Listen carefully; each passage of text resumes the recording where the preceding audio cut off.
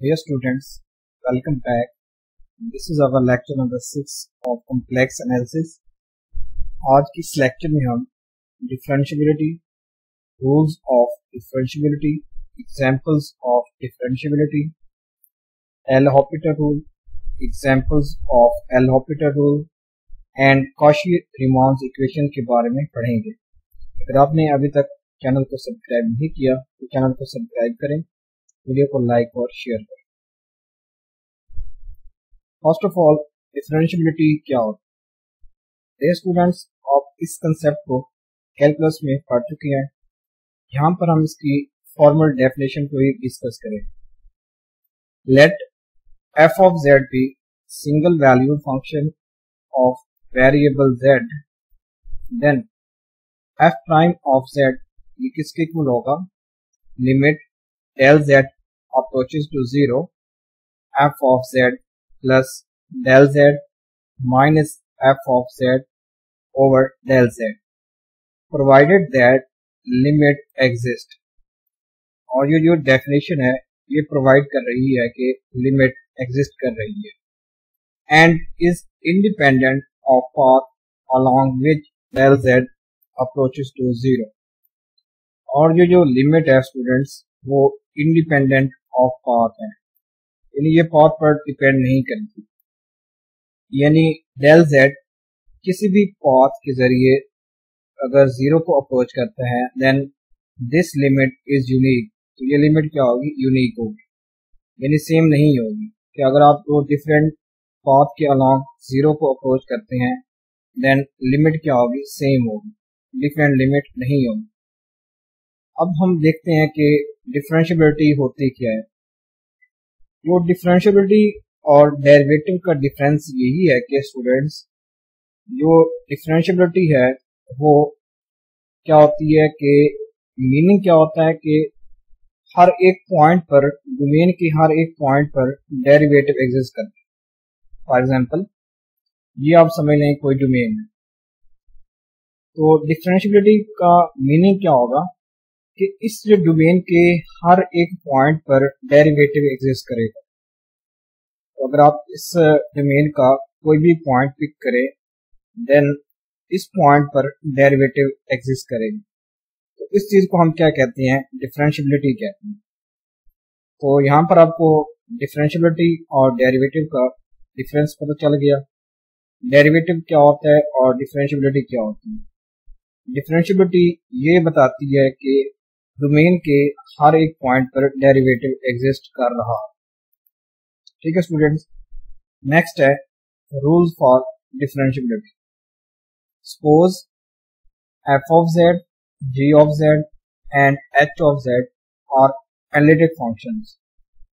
अब इन analytic function को हम क्या कहते हैं, डिफरेंशिएबल फंक्शन कहते हैं. ऐसे फंक्शंस जो डिफरेंशिएबल फंक्शंस हों then these functions are called analytic functions. अब यहाँ पर जो f of z, g of z, h of z ये differentiable functions हैं. Then following differentiation rules are valid. तो इन functions के लिए जो यहाँ पर हम rules डिस्कस करेंगे ये क्या होंगे, valid होंगे. तो फर्स्ट रूल क्या है, d over dz into f of z plus g of z. अब इन दो फंक्शंस को जब आप ऐड करें और इसका डेरिवेटिव ले तो ये किसके इक्वल होता है, तो ये इक्वल होता है students d over dz f of z plus d over dz g of z. तो अगर आप f of z का with respect to z derivative ले क्या आता है, f प्राइम ऑफ z आता है, प्लस आप g का with respect to z derivative लें क्या आता है, g प्राइम ऑफ z आता है. तो अगर आप पहले दो फंक्शन को ऐड करें फिर आप इनका डेरिवेटिव लें तो किसकी इक्वल आता है, f prime of z plus g prime of z की. Next second rule, d over dz into f of z minus g of z. अब ये किसके इक्वल होगा स्टूडेंट्स, यहाँ पर देखें फर्स्ट में प्लस था तो यहाँ पर सिंपली नेगेटिव आ जाएगा, बाकी वही सेम प्रोसेस. थर्ड रूल, यहाँ पर एफ ऑफ जेड के साथ सी मल्टीप्लाई हो रहा है, सी एज अ कांस्टेंट यहाँ पर बिहेव कर रहा है, तो d over d z into c f of z ये अब किसके इक्वल होगा, जो कांस्टेंट होगा वो डेरिवेटिव से बाहर आ जाएगा, तो c dot d over d z into f of z, तो ये बन जाएगा students c f prime of z, यहाँ पर c as a constant behave कर रहा है। फोर्थ रूल है, यहाँ पर इसको हम क्या कहते हैं, प्रोडक्ट रूल भी कहते हैं। तो ये क्या होगा, देखें फर्स्ट टर्म वैसे आ जाएगी, सेकंड का हम डेरिवेटिव लेंगे प्लस सेकंड वैसे आ जाएगी और हम फर्स्ट का डेरिवेटिव लेंगे। देखें ये किसके इक्वल आ जाएगा, अब जी का विद रिस्पेक्ट टू जेड अब डेरिवेटिव लें तो क्या आता है, जी प्राइम ऑफ जेड आता है, ये एफ ऑफ जेड वैसे आ जाएगा, यानी f of z g prime of z plus g of z dot क्या आ जाएगा स्टूडेंट्स, अब एफ ऑफ जेड का रिस्पेक्ट टू जेड डेरिवेटिव लें तो क्या आता है, एफ प्राइम ऑफ जेड। अब है फिफ्थ रूल है, फिफ्थ रूल को हम क्या कहते हैं, क्वोशिएंट रूल भी कहते हैं। तो क्वोशिएंट रूल क्या होता है, आप क्या लेते हैं, सेकंड टर्म का स्क्वायर लेते हैं, यहाँ पर सेकंड टर्म वैसे आती है, फर्स्ट टर्म का डेरिवेटिव फिर नेगेटिव, फर्स्ट टर्म वैसे और सेकंड टर्म का क्या होता है, डेरिवेटिव। इसको आपको सॉल्व करें तो क्या आता है, g of z dot f prime of z, क्योंकि हम ये फर्स्ट टर्म का डेरिवेटिव ले रहे थे, ये आएगा students F prime of Z आएगा, माइनस एफ ऑफ जेड फिर आ जाएगा यहाँ पर जी प्राइम ऑफ जेड और आ जाएगा जी ऑफ जेड का स्क्वायर। तो हमेशा क्वोशिएंट रूल में जो सेकंड टर्म होती है वो नॉन जीरो होती है, जीरो नहीं होती। नेक्स्ट है रूल नंबर 6। तो यहाँ पर जो रूल नंबर 6 है ये स्टूडेंट्स चेन रूल को शो कर रहे हैं। चेन रूल, हम एक से ज्यादा फंक्शंस का भी डेरिवेटिव फाइंड कर सकते हैं। अगर हमें एक से ज्यादा फंक्शंस गिवन हो देन आप क्या करेंगे, पहले उनका कॉम्पोजिट फंक्शन फाइंड करेंगे फिर आप उनका डेरिवेटिव लेंगे। तो उस मेथड को हम क्या कहते हैं, चेन रूल कहते हैं। अब चेन रूल क्या होता है, यहाँ पर हमें दो फंक्शंस गिवन है, एक है w which is equal to f of xi. तो ये स्टूडेंट्स कौन सा साइन है, एक्साई का। तो एक्साई का हम साइन इस तरह बनाते हैं, तो ये साइन होता है एक्साई का। w is equal to f of xi where xi किसकी इक्वल है स्टूडेंट्स, g ऑफ z की। ठीक है, यानी जो फंक्शन f है वो एक्साई पर डिपेंड कर रहा है और जो एक्साई है वो g ऑफ z के इक्वल है। ठीक है स्टूडेंट्स, यानी जो f है वो एक्साई पर डिपेंड कर रहा है, जो एक्साई है स्टूडेंट्स वो इक्वल है g ऑफ z के। तो जो w बनेगा स्टूडेंट्स वो बनेगा f of g of z। अगर आप एक्साई की यहाँ पर वैल्यू पुट करें तो क्या बन जाएगा, ये f n2 बन जाएगा स्टूडेंट्स g ऑफ z। तो देखें ये एक कंपोजिट फंक्शन, तो हमने स्टूडेंट्स इस w का, यानी जो हमारे पास अभी w फंक्शन बना है f n2 g of z, इसका विद रिस्पेक्ट टू z हमने क्या करना है, डेरिवेटिव फाइंड करना। तो डेरिवेटिव फाइंड करने के लिए हम स्टूडेंट्स यहाँ पर चेन रूल अप्लाई करेंगे। तो देखें चेन रूल हम कैसे अप्लाई करेंगे, डी डब्ल्यू ओवर डी जेड ये किसके इक्वल होगा, पहले आप डी डब्ल्यू ओवर डी एक्साई फाइंड करेंगे। ठीक है स्टूडेंट्स, यानी इस फंक्शन f का विद रिस्पेक्ट टू एक्साई आप डेरिवेटिव फाइंड करेंगे, फिर डॉट लगाएंगे और फिर इस एक्साई का विद रिस्पेक्ट टू z आप डेरिवेटिव फाइंड करेंगे। ठीक है स्टूडेंट्स, तो ये एक्साई गिवन फंक्शन, तो ये बन जाएगा आप w का विद रिस्पेक्ट टू एक्साई आप डेरिवेटिव लें तो क्या आता है, f प्राइम ऑफ एक्साई। ठीक है, क्योंकि w इक्वल है f ऑफ एक्साई के, अगर आप इसका with respect to xi derivative लेंगे तो ये क्या बनेगा, f प्राइम ऑफ एक्साई, फिर dot d xi over d z. तो d xi over d z ये किसके इक्वल होगा students, g prime of z। तो सिंपली हम क्या करेंगे, यहाँ पर जो एक्साई था उसकी वैल्यू पुट कर देंगे, ये आ जाएगी g ऑफ z, यानी टोटल जो इस फंक्शन का w का with respect to z derivative क्या होगा, f prime into g of z फिर dot g prime of z। तो ये स्टूडेंट होता है चेन रूल। अगर हमें स्टूडेंट्स दो से ज्यादा फंक्शन गिवन हो, यहाँ पर हम तीन फंक्शन की बात करें, ठीक है student, three functions.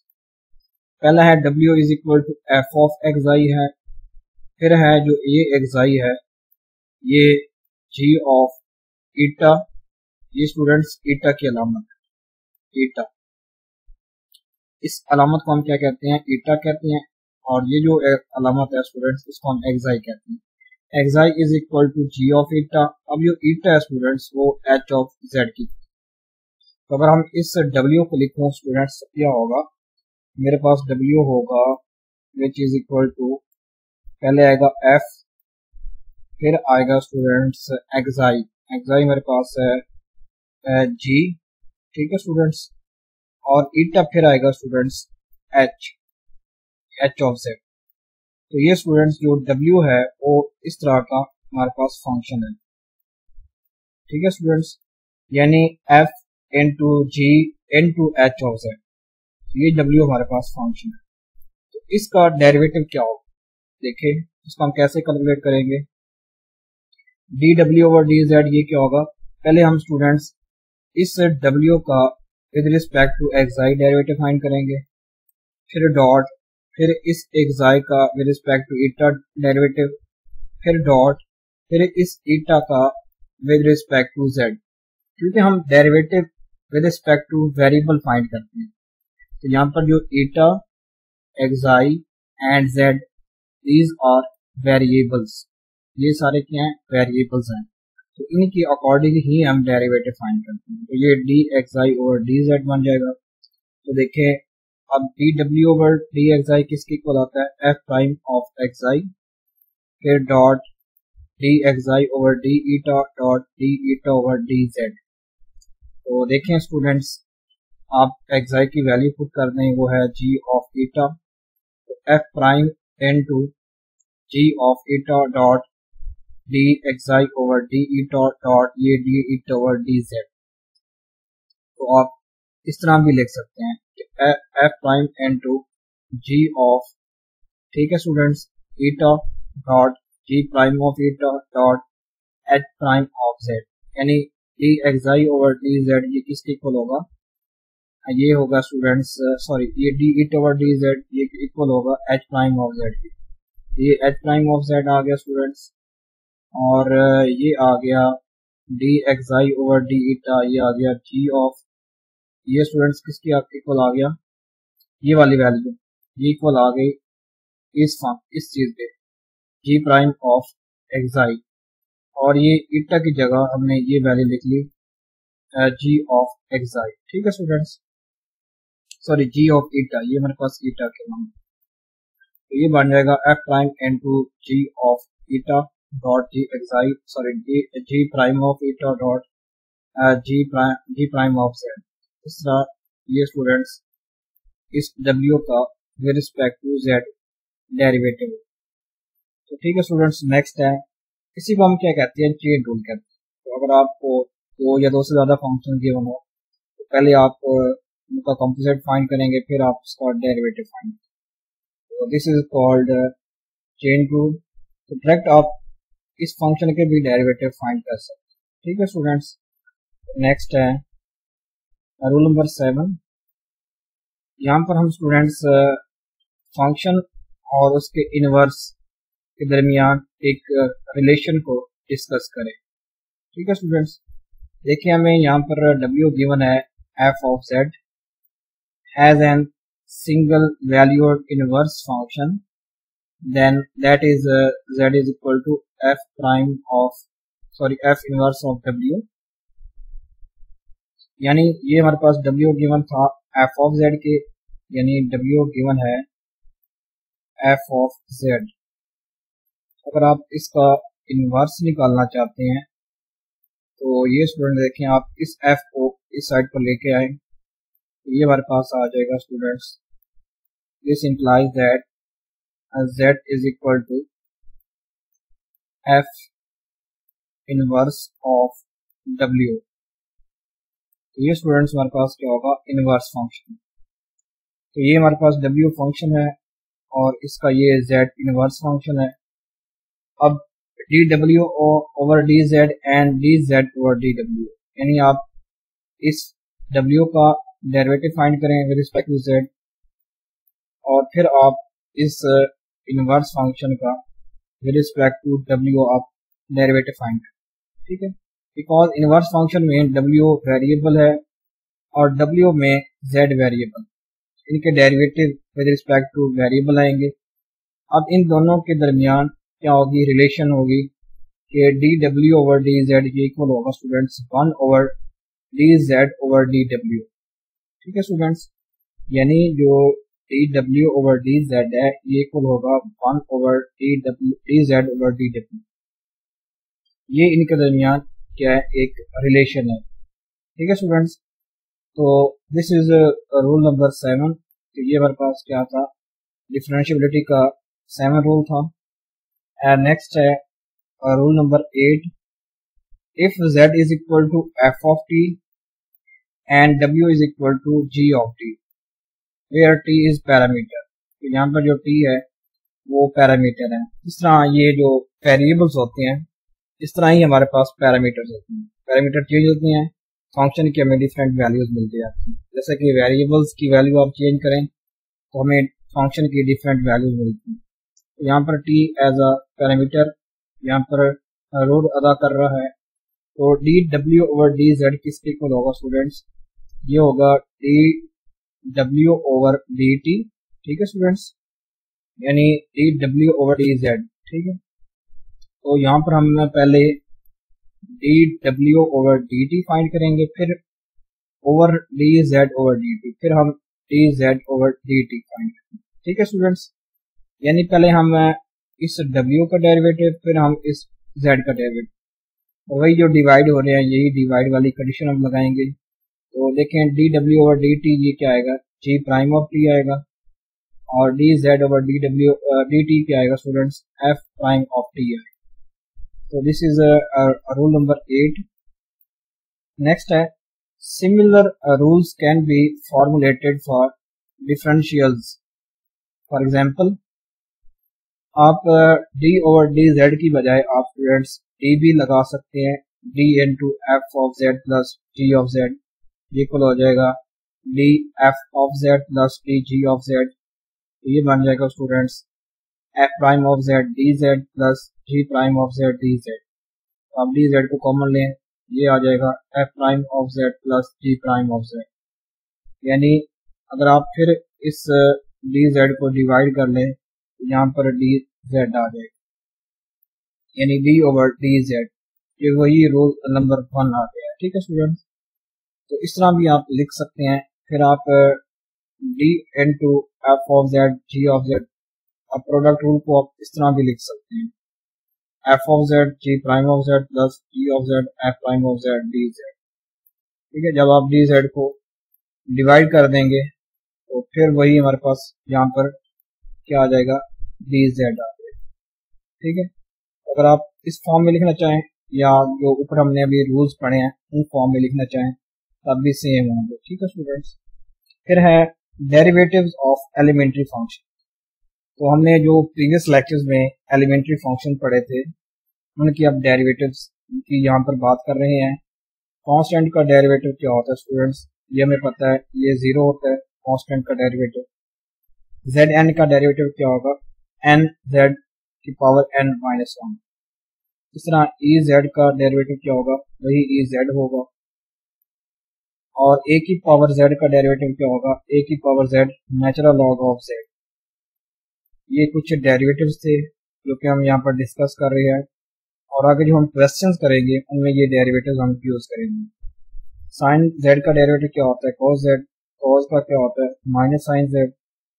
Ten z का डेरिवेटिव क्या होता है, सीकेंट स्क्वायर ऑफ z, और cot का क्या होता है minus secant square of z, ठीक है स्टूडेंट्स।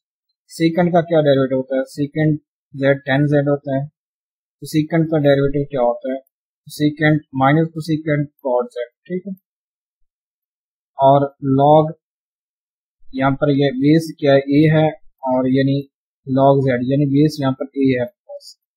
इसका डेरिवेटिव क्या होगा, log ठीक है, बेस ए ई ओवर जेड, और अब डेरिवेटिव स्टूडेंट्स लॉग, ठीक है, बेस हमारे पास ई जेड, तो इसका डेरिवेटिव क्या होगा, D over d Z natural log of Z, equal हो जाएगा स्टूडेंट्स 1 ओवर जेड।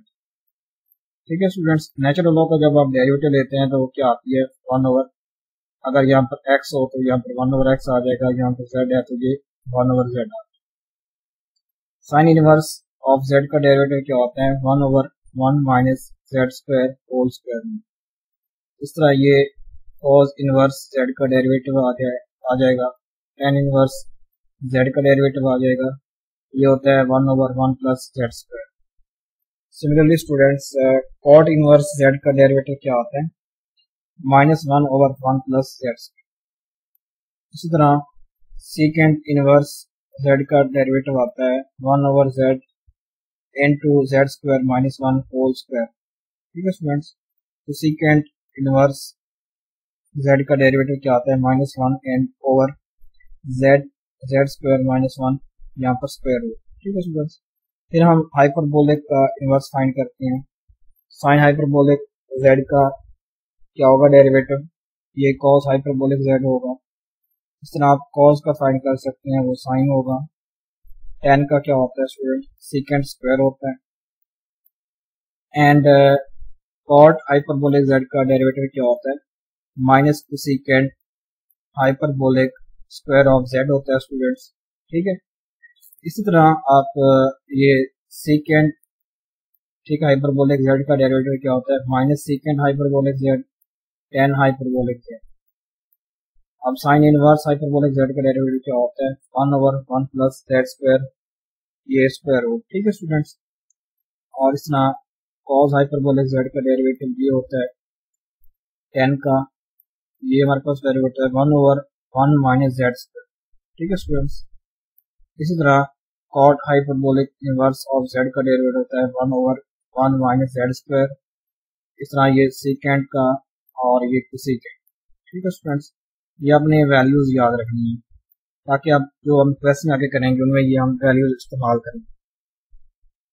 तो नेक्स्ट क्वेश्चन को हम डिस्कस कर लेते हैं यहाँ पर डेरिवेटिव्स के। तो पहला क्वेश्चन है cos square of into 2z plus 3 iota. तो हमने इस फंक्शन का डेरिवेटिव फाइंड करना है। ठीक है, विद रिस्पेक्ट टू z। ठीक है स्टूडेंट्स, वेरिएबल यहाँ पर z है, तो यहाँ पर डेरिवेटिव कैसे कैलकुलेट करेंगे बाय यूजिंग चेन रूल। अगर आपको पास इस तरह का कोई केस आ जाए तो उस सूरत में आप स्टूडेंट्स क्या यूज करेंगे बाय चेन रूल इस्तेमाल। तो हम यहाँ पर ईटा को स्टूडेंट्स हम ये वैल्यू रख लेते हैं, एक्साई क्या हो जाए स्टूडेंट्स कॉज ऑफ ईटा हो जाएगा।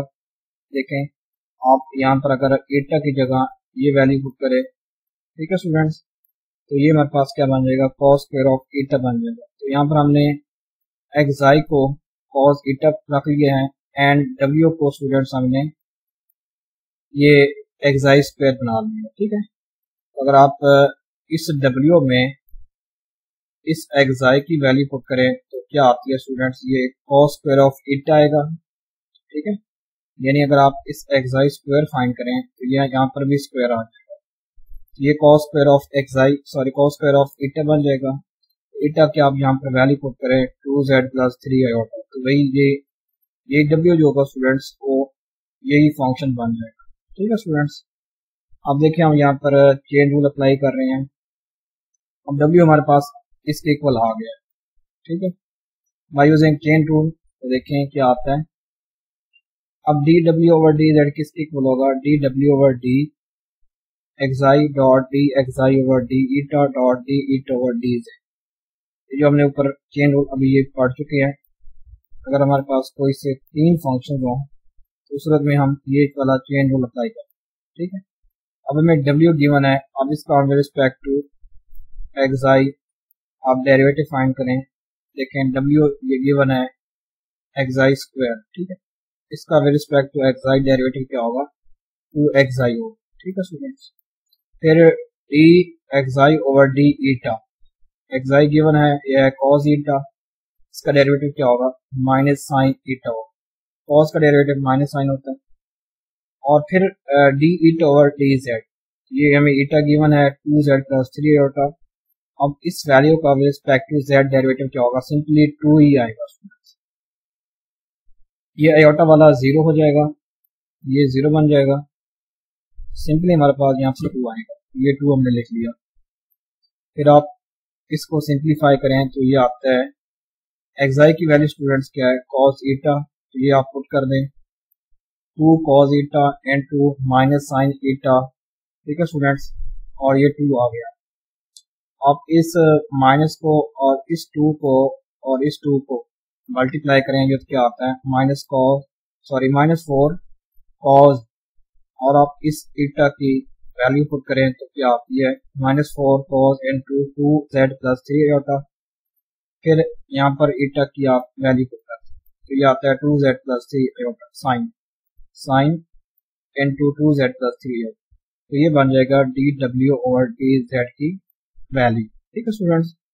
इस तरह आप फाइंड कर सकते हैं। एक सेकंड और मेथड है, आप इस मेथड को भी आप यूज कर सकते हैं। देखें यहाँ पर आप पहले इस कॉस का डेरिवेटिव फाइंड, तो ये क्या आता है 2 आ जाएगा into cos into 2z plus 3 iota आ जाएगा। यानी अगर आप इस वैल्यू का with respect to z derivative find करना चाहते हैं तो पहले आप कॉस स्क्वायर का डेरिवेटिव फाइंड, तो क्या आता है 2 cos into 2z plus 3 iota आएगा। फिर डेरिवेटिव आएगा स्टूडेंट्स इस cos into 2z plus 3 iota. तो ये चीजें आप स्टूडेंट्स प्रीवियस कैलकुलस में पढ़ चुके हैं, ठीक है। यानी हम जब स्क्वायर में पावर हो तो उस सूरत में आप डेरिवेटिव कैसे फाइंड करते हैं, पहले हम इस पावर का डेरिवेटिव लेते हैं, यानी 2 into cos into 2z plus 3 iota आएगा। फिर आप डेरिवेटिव लेते हैं इस बेस का, तो यहाँ पर बेस है cos into 2z plus 3 iota. तो अब फिर हम इस कॉस का डेरिवेटिव लें तो क्या आता है माइनस साइन n2 आएगा 2z प्लस 3 आयोटा आएगा। फिर डेरिवेटिव आएगा इस बेस का, ठीक है स्टूडेंट्स। तो ये हमारे पास आ जाएगा derivative n2 2z plus 3 iota. इसको आप मजीद सिंप्लीफाई करें, इस माइनस को यहाँ पर ले आए तो -2 n2 cos n2 2z plus 3 iota, फिर dot sine n2 2z plus 3 iota dot 2। फिर 2 को आप इस साइड पर लेके आओ, ये बन जाएगा -4 cos n2 2z plus 3 iota dot sine n2 2z plus 3। यही वही चीज़ है जो कि हमने इस मेथड से इसको फाइंड किया था बाय यूजिंग चेन टूल। तो अब इस सेकंड मेथड को भी यूज कर सकते हैं। नेक्स्ट है क्वेश्चन, यहाँ पर हमें फंक्शन गिवन है z tan inverse into natural log of z, इसका हमने डेरिवेटिव फाइंड किया। तो यहाँ पर मैं प्रोडक्ट रूल यूज करूंगा, ठीक है स्टूडेंट्स। तो यहाँ पर मैं ये प्रोडक्ट रूल यानी z dot tan inverse into natural log z, इस पर मैं ये प्रोडक्ट रूल देखें, फर्स्ट टर्म वैसे सेकंड का डेरिवेटिव प्लस सेकंड वैसे फर्स्ट का डेरिवेटिव, ठीक है स्टूडेंट। ये z फर्स्ट है और ये tan inverse into natural log z ये सेकंड टर्म है। तो यहाँ पर हमने इसका डेरिवेटिव फाइंड कर लिया बाय यूजिंग प्रोडक्ट रूल। तो अब हम tan inverse into natural log z का डेरिवेटिव फाइंड करेंगे। तो जो ऊपर हमने रूल्स पढ़े हैं उन्हीं को यहाँ पर हम अप्लाई करें। तो tan इनवर्स z का डेरिवेटिव क्या होता है 1 ओवर 1 प्लस z स्क्वायर। यहाँ पर z की जगह नेचुरल लॉग ऑफ z है। फिर आप इसका डेरिवेटिव भी फाइंड करेंगे। तो कुछ स्टूडेंट्स यहाँ पर गलती कर देते हैं, तो सिर्फ इस वैल्यू का डेरिवेटिव फाइंड कर लिया और ये जो यहाँ पर वैल्यू आती है ये वाली वैल्यू, इस चीज को छोड़ देते हैं, तो उनका क्वेश्चन रॉन्ग हो सकता है। तो इस चीज का भी यहाँ पर हमें डेरिवेटिव लेना पड़ेगा, ठीक है स्टूडेंट्स। ये एज अ बेस होती है, यानी tan inverse into natural log of z। पहले आपने tan इनवर्स का डेरिवेटिव फाइंड किया, फिर आप इस बेस का डेरिवेटिव फाइंड किया, ठीक है। फिर प्लस ये चीज वैसे आ जाएगी और z का with respect to z derivative क्या होता है 1, ठीक है स्टूडेंट्स। तो इसको सॉल्व करें तो z dot into 1/1 plus natural log Z का स्क्वायर डॉट, अब नेचुरल लॉग ऑफ जेड का डेरिवेटिव क्या होता है, 1/z होता है, फिर प्लस आ जाएगा tan inverse natural log of z. तो ये z से ये चीज z कैंसिल, तो बाकी स्टूडेंट्स आ गया 1/1 plus and natural log of z का square plus tan inverse into natural log z। तो इसका डेरिवेटिव क्या आता है, ये वाली वैल्यू है। नेक्स्ट सी पार्ट है, tan hyperbolic inverse into iota z plus 2 whole की पावर -1। तो इसका हमने डेरिवेटिव फाइंड किया, तो इसका कैसे फाइंड करेंगे देखें। पहले हम स्टूडेंट्स इस पावर को सॉल्व करेंगे, यानी इस पावर का पहले डेरिवेटिव है, तो पावर शुरू में आ जाएगी, यानी -1 into tan hyperbolic inverse into iota z plus 2 आ जाएगा, फिर डॉट आ जाएगा स्टूडेंट्स ये वाली बेस, इस बेस का भी हमने डेरिवेटिव लेना है, ठीक है स्टूडेंट्स। फिर डेरिवेटिव ऑफ दिस वैल्यू, तो इस चीज को ये तो वैसे आएगा -1 into tan hyperbolic inverse into iota z plus 2 dot ये अब इसका डेरिवेटिव लें tan हाइपरबोलिक इनवर्स का, ठीक है। तो इसका डेरिवेटिव क्या होता है स्टूडेंट्स, 1/1 माइनस जेड स्क्वायर, ठीक है। तो यहाँ पर जो z है स्टूडेंट्स ये वैल्यू है आयोटा z प्लस 2, इसका स्क्वायर फिर डॉट, अब हम इस चीज का डेरिवेटिव लेंगे ये वाली बेस। अब इस वैल्यू में students iota z plus 2 as a base के तौर पर काम करें, इसका भी आपने डेरिवेटिव लेना है, ठीक है। यहाँ पर आपने छोड़ना नहीं है वरना आपकी ये क्वेश्चन गलत होगा, इसका भी आपने डेरिवेटिव लेना है। फिर इसको आप सॉल्व करें तो -1 into tan hyperbolic inverse into iota z plus 2 dot 1/1 minus iota z plus 2 का स्क्वायर डॉट आयोटा। तो आप इस वैल्यू का with respect to z derivative क्या होता है, आयोटा। 2 का डेरिवेटिव तो 0 आएगा स्टूडेंट्स, क्योंकि कांस्टेंट नंबर है, तो आयोटा बाहर आ जाएगा और z का डेरिवेटिव 1 है, ठीक है। यहाँ पर आयोटा सिंपल आ जाएगा, आयोटा को आप इस -1 के साथ मल्टीप्लाई करें तो क्या आता है, minus iota into tan hyperbolic inverse into iota z plus 2 over आ जाएगा ये value 1 minus iota z plus 2 का स्क्वायर। तो इस वैल्यू का डेरिवेटिव क्या आता है, ये वाला, ठीक है स्टूडेंट्स। अब इसका पार्ट नंबर डी है। अब देखें इस पार्ट में हमें गिवन है z माइनस 3 आयोटा की पावर 4z प्लस 2। अब हम इसका कैसे डेरिवेटिव फाइंड, ठीक है स्टूडेंट्स। ये हमें यानी ये कोई आप समझ लें कोई फंक्शन है, यानी कोई वैल्यू है, यानी इसको एज अ कांस्टेंट समझ लें, या अगर मैं इसको a कहता हूँ, ठीक है स्टूडेंट्स, यानी a कहता हूँ तो a की पावर z। अब इस चीज का मैंने डेरिवेटिव फाइंड, ठीक है। इसका डेरिवेटिव फाइंड कैसे करते हैं, इसका आसान सा मेथड है, पहले आप इस टोटल वैल्यू को कोई नेम दे दें, फॉर एग्जांपल यहाँ पर मैंने z दिया, ठीक है students, z is equal to z minus 3 iota की पावर 4z प्लस 2। सिंपली आप इस चीज का डायरेक्ट डेरिवेटिव नहीं ले सकते, तो पहले इसको हम कन्वर्ट करेंगे। कन्वर्ट कैसे करेंगे, अब देखें इस पावर को यहाँ से मैंने हटाना है, तो पावर को हटाने के लिए मैं क्या करूंगा, दोनों साइडों पर नेचुरल लॉग लूंगा, तो नेचुरल लॉग ऑफ z, अब ये इक्वल हो जाएगा natural log into z minus 3 iota की पावर 4z प्लस 2r। तो जब स्टूडेंट्स हमें गिवन हो नेचुरल लॉग a की पावर b, तो हम स्टूडेंट्स क्या लेते हैं, ये जो b होता है ये स्टार्ट में आता है, ये b नेचुरल लॉग a बन जाता है, ठीक है स्टूडेंट्स। ये आपने नेचुरल लॉग की प्रॉपर्टी पढ़ी होगी, तो यहाँ पर हम वही प्रॉपर्टी यूज कर रहे हैं। तो ये स्टूडेंट्स 4z प्लस 2 ये स्टार्ट में आ जाएगा, यानी यहाँ से पावर हट जाएगी, फिर डॉट आ जाएगा students natural log into z minus 3 iota. फिर आप इस पर ये डी अप्लाई करें, जो कि हम इसके बारे में पढ़ चुके हैं ऊपर। तो d into natural log of z equal आ जाएगा d into 4z plus 2 dot natural log into z minus 3 iota. तो अब इसका डेरिवेटिव क्या होता है, 1/z dz होगा। ठीक है students, natural log of z का डेरिवेटिव क्या होता है, 1/z, और फिर साथ में आ जाएगा dz। फिर आप इस पर आप चेन रूल अप्लाई करें, सॉरी प्रोडक्ट रूल अप्लाई करें। ये फर्स्ट टर्म वैसे, सेकंड का डेरिवेटिव प्लस सेकंड वैसे, फर्स्ट का डेरिवेटिव। ठीक है स्टूडेंट, यूजिंग प्रोडक्ट रूल क्या आएगा, 4z + 2 डॉट, अब नेचुरल लॉग ऑफ z का डेरिवेटिव है तो आ जाएगा 1/z - 3 iota डॉट, फिर डेरिवेटिव आ जाएगा इस बेस का। ठीक है स्टूडेंट्स, ये चीज़ आपने नहीं भूलनी। फिर स्टूडेंट्स प्लस आ जाएगा ये वैल्यू वैसे, और इस वैल्यू का डेरिवेटिव क्या होता है, ये आ जाएगा 4dz। ठीक है स्टूडेंट्स, dz भी साथ में आना, यानी 4 और ये dz वैसे, और 2 का डेरिवेटिव क्या होता है, 0। ठीक है स्टूडेंट्स, देखिए फिर इसको आप सॉल्व करें।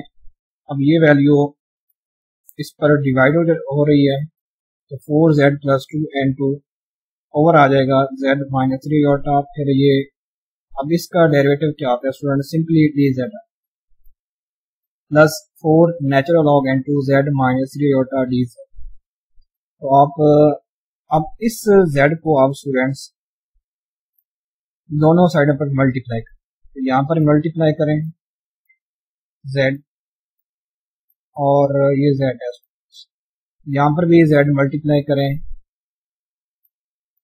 और यहाँ पर भी z मल्टीप्लाई करें, और z की वैल्यू पुट करें, तो यहाँ पर भी z आ जाएगा, यहाँ पर भी मैंने z लिख लिया, बाकी ये dz साथ में ही आएंगे। ठीक है, फिर इसमें देखें आप, मैंने ये z की वैल्यू पुट कर ली, यहाँ पर भी मैंने z की वैल्यू पुट कर ली, तो देखें फिर क्या होगा, अब ये टर्म और ये टर्म सेम है, तो इसकी पावर स्टूडेंट्स 1 है, तो ये 1 ऊपर जाके यहाँ पर -1 बन जाए।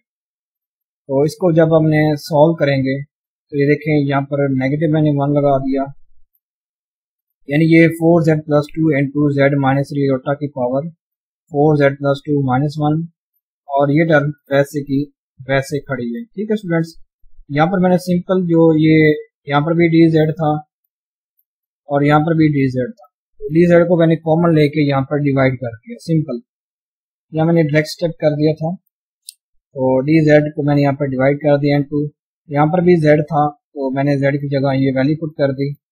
अब इसका जो डेरिवेटिव किसकी इक्वल है students, 4z + 2 n2 z - 3 iota की पावर 4z + 1 आ जाएगा। ठीक है स्टूडेंट्स, यहाँ पे जब आप 2 में से 1 को सब्ट्रैक्ट करेंगे तो यहाँ पर 1 आएगा। ठीक है, प्लस 4 n2 z - 3 iota की power 4z + 2 natural log n2 z - 3।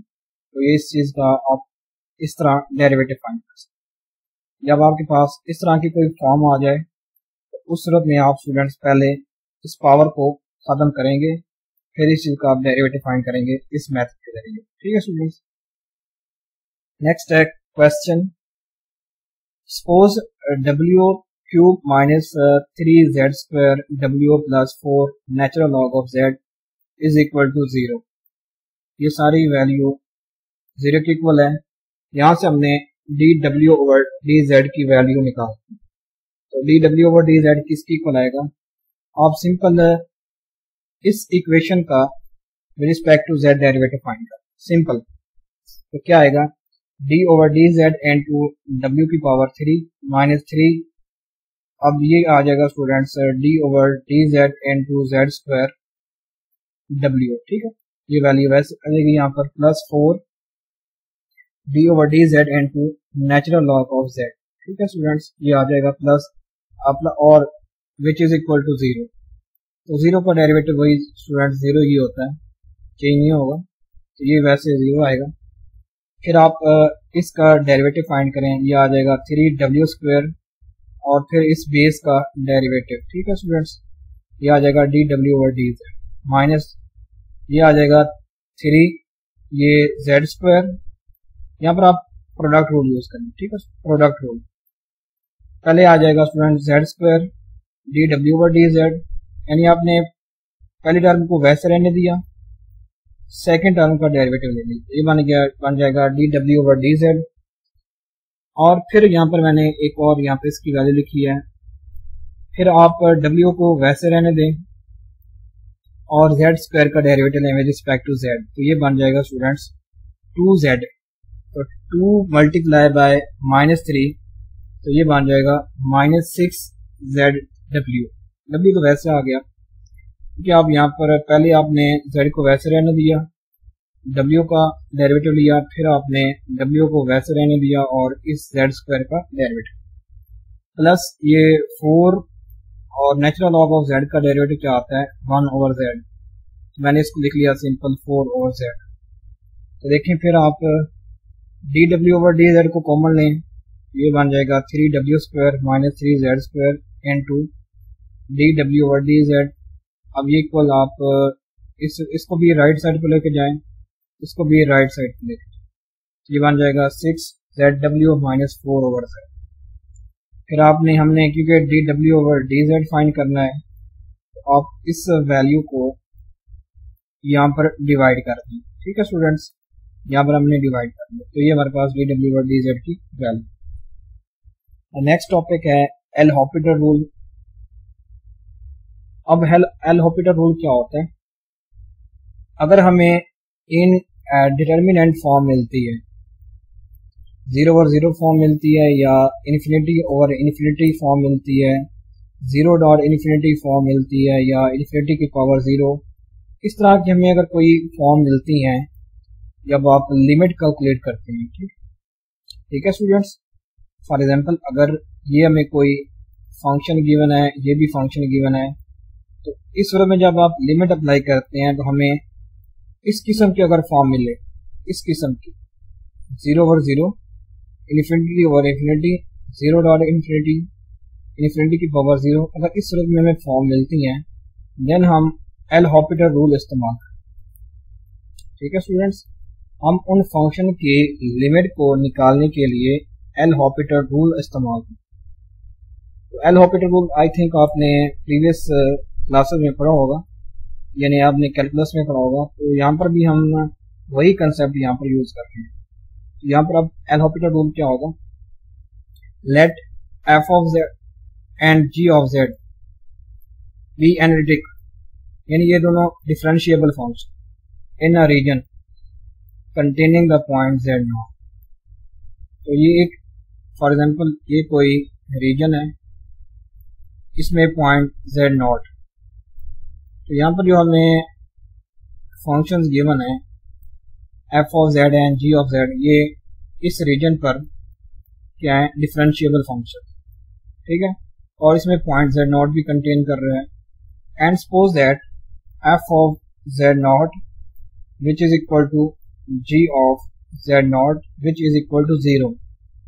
ठीक है स्टूडेंट्स, जब आप ये वाला पॉइंट इसकी बात कर रहे हो, जब आप ये वाला पॉइंट जेड नॉट इस फंक्शन में अप्लाई करते हैं तो दोनों 0 आ जाते हैं। तो आप यहाँ पर देखें, अगर मैं लिमिट अप्लाई करूँ तो ये बन जाएगा एफ ऑफ जेड नॉट, ये बन जाएगा जी ऑफ जेड। ठीक है, जी ऑफ जेड नॉट, तो एफ ऑफ जेड नॉट की वैल्यू भी 0 है और जी ऑफ जेड नॉट की वैल्यू भी 0 है, तो ये बन जाएगी ये वाली फॉर्म, 0 ओवर 0 की फॉर्म। तो इस सूरत में आप क्या करते हैं, देन एल हॉपिटल रूल क्या होता है? Limit z approaches to z naught f of z over g of z, ये इक्वल बन जाएगा f prime of z naught over g prime of z। यानी पहले आप इनके डेरिवेटिव फाइंड करेंगे जो यहाँ पर फंक्शन होगा f of z और g of z, पहले आप डेरिवेटिव फाइंड करेंगे, फिर आप लिमिट अप्लाई करेंगे, देन ये हमें 0 और 0 की फॉर्म नहीं मिलेगी। ठीक है स्टूडेंट्स, इसकी हम अभी क्वेश्चन भी कर लेते हैं। इस तरह की ये डेफिनेशन अभी यहाँ पर हमने पढ़ी है। जब आप क्वेश्चन अभी हम यहाँ पर करते हैं तो आपको ये कंसेप्ट क्लियर हो जाएगा। उससे पहले हम एक और यहाँ पर क्वेश्चन डिस्कस कर लेते हैं। अब ये क्वेश्चन कौन सा है? Suppose f of z is analytic in a region R including the point z naught, यानी जो एफ ऑफ जेड एक एनालिटिक फंक्शन है, ये आप कह लें डिफरेंशिएबल फंक्शन है एक ऐसे रीजन आर में जिसमें पॉइंट जेड नॉट मौजूद है। Prove that f of z is equal to f of z naught plus f prime of z naught into z minus z naught plus eta into z minus z naught when eta approaches to zero as z approaches to z naught. जब z approach करे z naught को, then eta approach करेगा zero को, then f of z की value students ये वाली value. अब इसको हमें प्रूव करना है। लेट्स सी सॉल्यूशन इसका देखें क्या होगा। लेट यहां पर हमने ईटा को ये वाला फंक्शन सपोज कर लिया। देखें ईटा किसके इक्वल है, f of z minus f of z naught over z minus z naught minus f prime of z not. ठीक है स्टूडेंट्स, अगर हम बात करते हैं f prime of z not वो किसके इक्वल होता है, f of z minus z naught over z minus z not. ठीक है स्टूडेंट्स, तो इस चीज को हमने पहले ईटा के इक्वल कर लिया था। ईटा यानी अगर आप इस वैल्यू में से ये वैल्यू माइनस करते हैं देन हमें एक कोई नंबर हासिल होता है eta, so that f of z, तो यहाँ से हमने जो ये हमने सपोज किया ईटा, यहाँ से हमने f ऑफ z निकाला है ये वाली, जो कि हमने ऊपर प्रूव करनी थी ये वाली वैल्यू। ठीक है स्टूडेंट्स, तो ये कैसे वैल्यू निकली है देखें। हमें ईटा गिवन है f of z minus f of z naught over z minus z naught minus f prime of z not, ये हमें ईटा की गिवन है। तो मैंने स्टूडेंट्स इस वैल्यू को इस साइड पर लेकर आया हूँ, तो ये बन जाएगा f prime of z not. ठीक है स्टूडेंट्स, फिर मैंने इस वैल्यू को दोनों साइड पर मल्टीप्लाई, तो जब मैं इस साइड पर मल्टीप्लाई करूंगा तो ये कैंसिल होके बाकी आ जाएगा f of z minus f of z not. फिर ये स्टूडेंट्स ईटा के साथ मल्टीप्लाई होगी ये वाली वैल्यू, और f prime of z not के साथ भी ये मल्टीप्लाई होगी। ठीक है, तो f prime of z naught into z minus z naught plus ईटा, इसके साथ भी ये वैल्यू मल्टीप्लाई होगी। तो यहाँ से मैंने f ऑफ z फाइंड करना था, तो मैं इस f ऑफ z नॉट को इस साइड पर लेकर आऊँ, तो वही हमारे पास वैल्यू आ गई कि f of z which is equal to f of z naught plus f prime of z naught into z minus z naught plus eta into z minus z naught. तो यहाँ से मैंने पहले ईटा को सपोज किया था, उससे मैंने f ऑफ z निकाला। Since f of z is analytic, अगर f ऑफ z एक डिफरेंशिएबल फंक्शन है तो इसका डेरिवेटिव एग्जिस्ट करेगा। तो यहाँ पर मैं वही डेरिवेटिव की डेफिनेशन अप्लाई कर रहा हूँ, यानी limit z approaches to z naught eta. ठीक है स्टूडेंट, यहाँ पर मैं लिमिट अप्लाई करूंगा और इस पर भी मैं लिमिट अप्लाई करूँगा। ठीक है, देखें फिर क्या होता है, limit z approaches to z naught into f of z minus f of z naught over z minus z naught minus f prime of z naught. तो इस पर तो हम लिमिट अप्लाई नहीं कर सकते, तो सिंपल ये कोई कांस्टेंट फंक्शन बिहेव कर रहा है। ठीक है स्टूडेंट्स, तो ये चीज वैसे आ जाएगी, बाकी आप इस पर लिमिट अप्लाई कर सकते हैं। तो अगर आप इस पर लिमिट अप्लाई करते हैं तो ये डेरिवेटिव की डेफिनेशन है, ये बन जाएगा f prime of z naught minus f prime of z naught. तो ये दोनों कैंसिल होकर हमारे पास रिजल्ट क्या आएगा, जीरो है। अब ये जो चीज है स्टूडेंट्स इक्वेशन, ये क्या शो कर रही है, this shows that eta approaches to zero. देखें ईटा अप्रोच कर रहा है जीरो को एज जेड अप्रोच करता है जेड नॉट। ठीक है स्टूडेंट, ये चीज हमने शो करनी थी ना कि जब जेड अप्रोच करे जेड नॉट को देन ईटा अप्रोच करता है जीरो। तो ये चीज हमने शो करनी थी। उस सूरत में स्टूडेंट्स एफ ऑफ जेड की ये वैल्यू हमने प्रूव करनी थी। तो यही वैल्यू होती है जब ईटा अप्रोच करता है जीरो को एज जेड अप्रोच करता है जेड नॉट। ठीक है स्टूडेंट्स, ये क्वेश्चन था। नेक्स्ट है, अब हम by using L Hôpital rule कुछ एग्जांपल को डिस्कस कर लेते हैं। तो देखिए पहली एग्जांपल है limit z approaches to zero, sorry z approaches to iota, zero नहीं आयोटा है, z की पावर 10 प्लस 1 ओवर z की पावर 6 प्लस 1। तो अब हमने यहाँ पर एक एल हॉपिटल रूल इस्तेमाल करेंगे। तो देखें अगर मैं सिंपल आयोटा पुट कर देता हूँ, ठीक है आयोटा पुट कर दूं, तो ये स्टूडेंट्स बन जाएगा z की पावर 10 थी, तो ये आयोटा की पावर 10 प्लस 1 ओवर आ जाएगा आयोटा की पावर 6 प्लस 1। तो देखें आयोटा की पावर 10 किसके इक्वल होता है, ये -1 के इक्वल, ये मैंने यहाँ पर कैलकुलेट किया हुआ है। तो इस तरह आयोटा की पावर 6 ये किसके इक्वल होता है, -1। तो अगर आप यहाँ पर ये वैल्यू भी -1 आती है, ये वैल्यू भी -1 आती है, यानी ये आ जाएगा जब आप लिमिट पुट करते हैं तो -1 प्लस 1 ओवर आ जाएगा स्टूडेंट्स -1 प्लस 1। तो ये हमारे पास क्या आ जाएगा स्टूडेंट्स, 0 ओवर 0 की फॉर्म आती है। मीन हम इस फंक्शन की लिमिट डायरेक्ट कैलकुलेट नहीं कर सकते, तो हम इस पर अब एल हॉपिटल रूल इस्तेमाल करेंगे। तो मैंने कहा था कि अगर आपको 0 और 0 की फॉर्म आ जाए देन आप एल हॉपिटल रूल अप्लाई करें।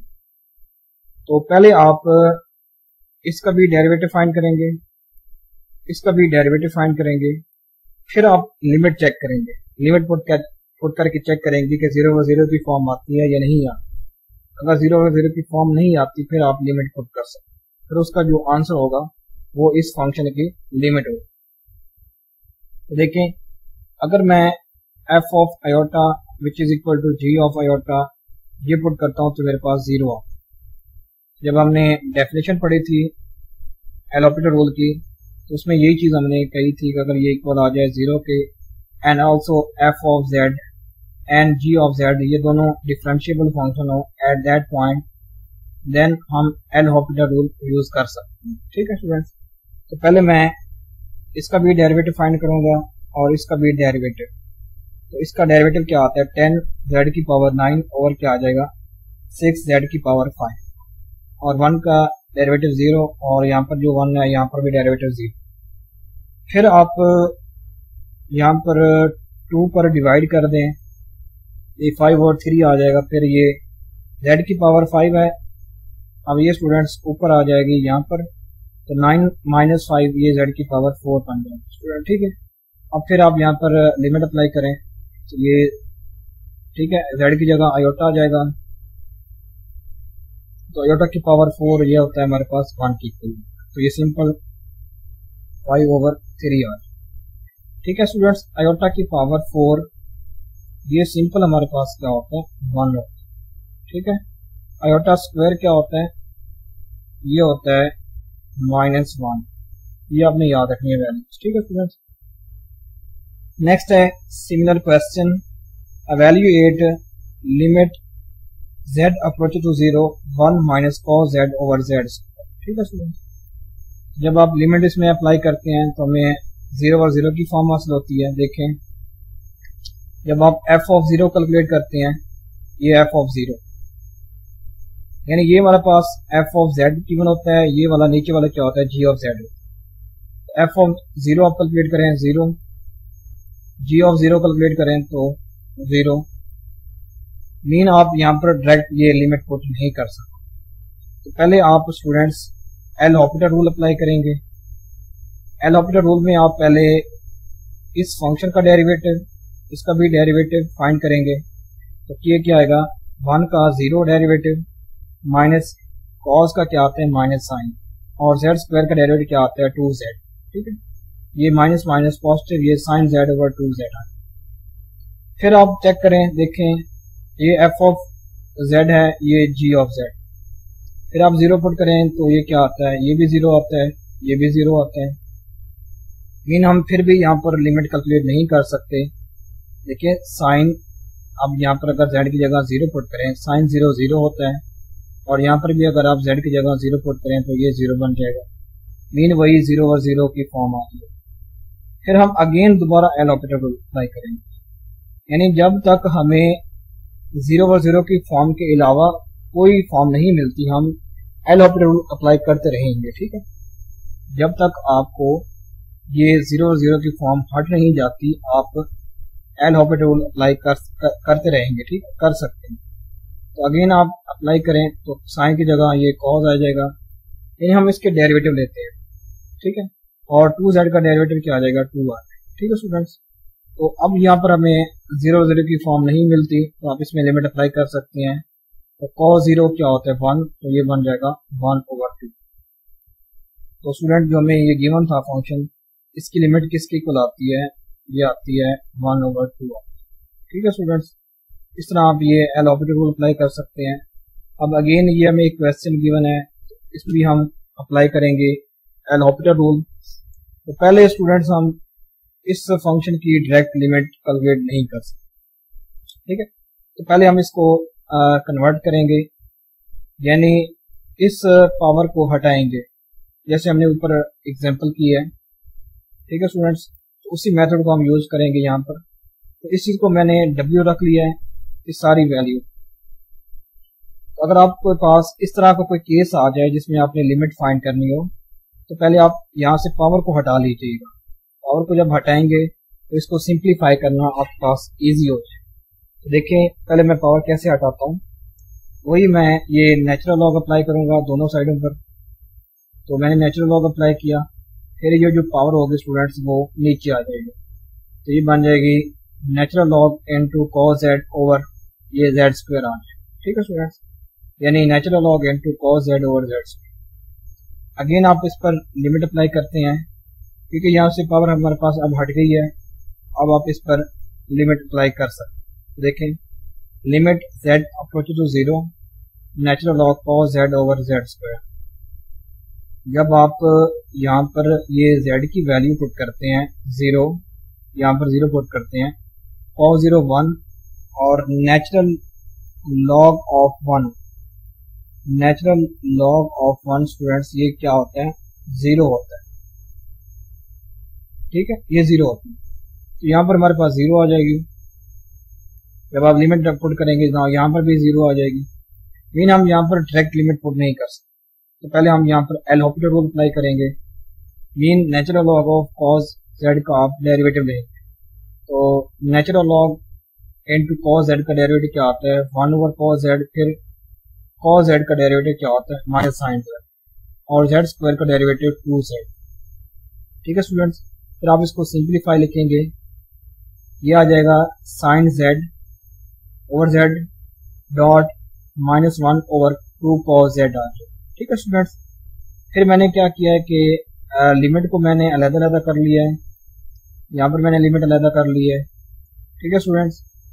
अब देखें, अब इस पर भी मैं अगेन यहाँ पर डायरेक्ट लिमिट पुट नहीं कर सकता। अगर मैं ये 0 यहाँ पर पुट करता हूँ तो sin 0 0 ओवर 0 आ जाएगा।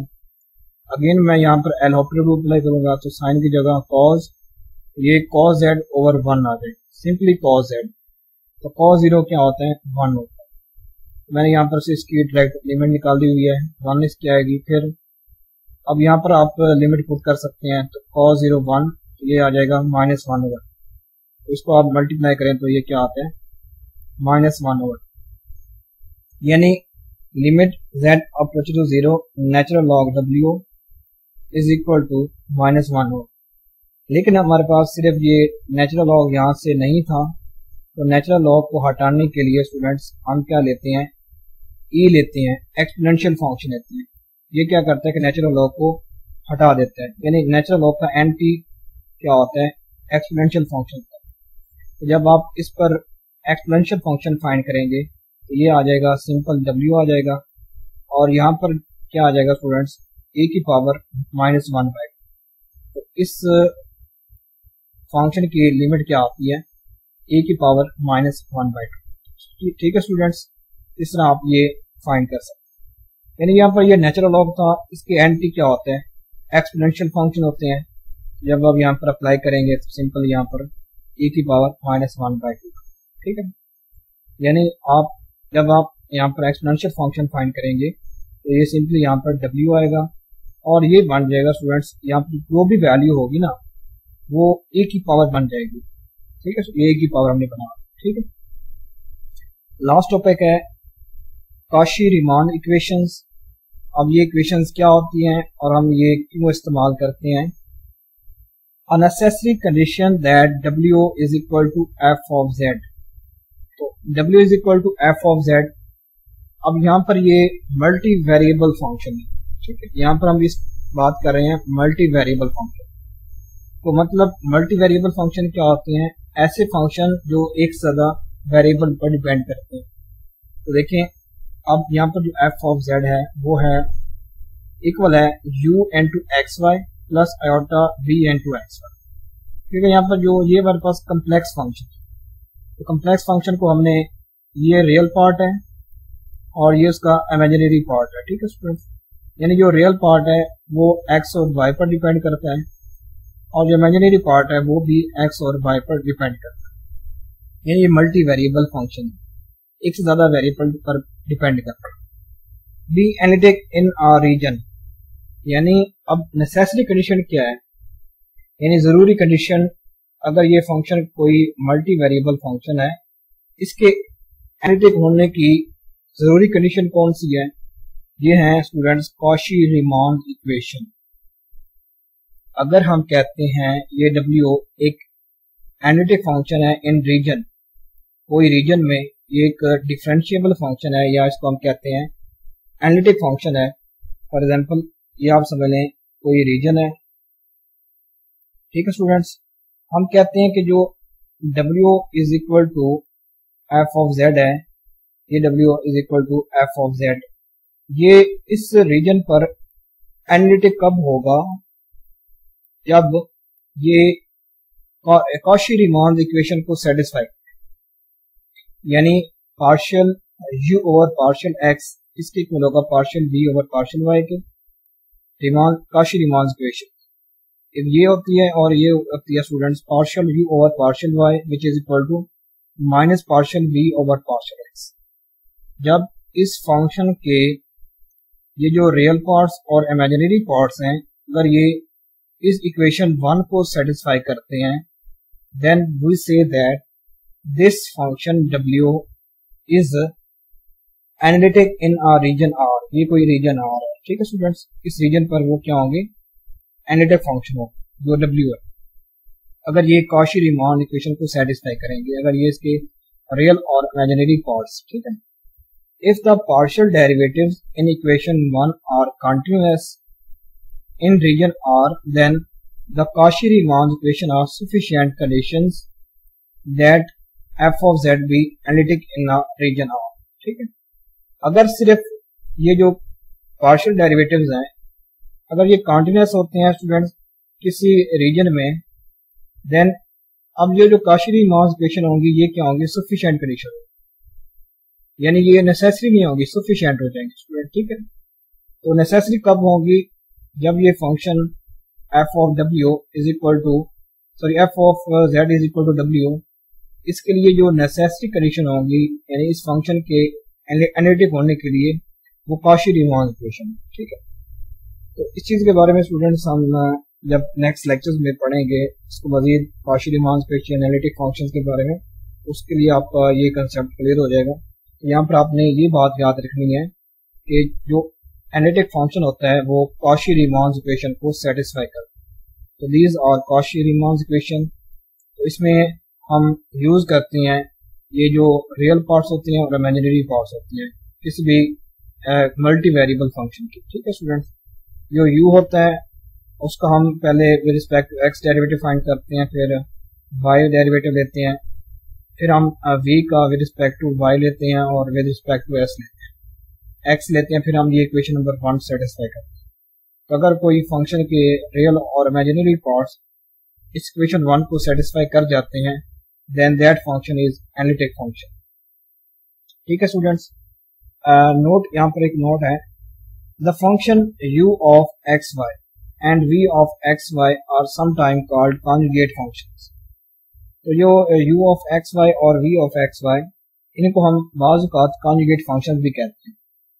यानी हमें u गिवन होता है तो उससे हम v फाइंड करते हैं। ठीक है स्टूडेंट्स, u हमें गिवन होता है यानी you have continuous first order partial derivatives. जो u फंक्शन है इसके पार्शियल डेरिवेटिव एग्जिस्ट करते हैं। ठीक है स्टूडेंट्स, u हमें गिवन होता है और उसके पार्शियल डेरिवेटिव एग्जिस्ट करते हैं, यानी अगर उसके पार्शियल डेरिवेटिव एग्जिस्ट करते हैं तो मीन ये कंडीशन सेटिस्फाई होती है। क्योंकि ये अगर हमें यहाँ पर पढ़ा है कि अगर पार्शियल डेरिवेटिव एग्जिस्ट करें then Cauchy Riemann equation are sufficient, यानी ये श्योरिटी नहीं होती, ठीक है स्टूडेंट्स, ये सफिशिएंट कंडीशन होती है, उससे लेस कंडीशन होती है। अगर हम कहते हैं नेसेसरी की हमने ऊपर बात की थी, तो ये सफिशिएंट कंडीशन होती हैं। तो जो u है, अगर हमें गिवन फंक्शन है और इसके पार्शियल डेरिवेटिव एग्जिस्ट करते हैं देन हम u से v फाइंड करते हैं, ठीक है।